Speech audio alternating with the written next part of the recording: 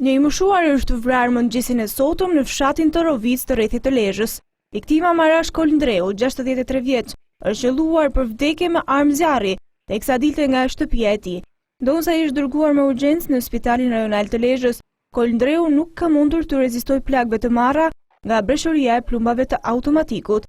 Pas krimit, autorët, të cilët janë identifikuar nga policia, janë larguar me mjetin e tyre nga vendi i ngjarjes menjëherë. Uniformat blu kanë ngritur postobllogje dhe po punojnë për kapjen e tyre. Paraprakisht, dyshohet se vrasja është kryer për hakmarrje. Dyshohet se disa vite më parë, xhaxhai i viktimës ka vrarë një familjar të autorëve të ngjarjes, megjithatë policia po punon edhe në pista të tjera. Familjarët e viktimës janë shprehur se 63 vjeçari mori një telefonat para se të dilte nga shtëpia nga vetë autorët, të cilët i kishin kërkuar të takoheshin me të. Ata thanë se viktima nuk ka refuzuar ftesën e tyre, pasi nuk ka njohur autorët dhe qëllimin e tyre. Përpasoi vetëm 100 metra larg banesës së tij, viktima është përballur me vrasësit, të cilët kanë shkrehur mbi të një karikatore me fishek.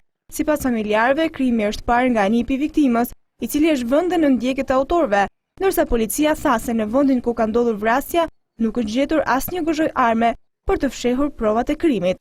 Policia avion hetimet për kapjen e autorëve dhe zbardhjen e rrethanave.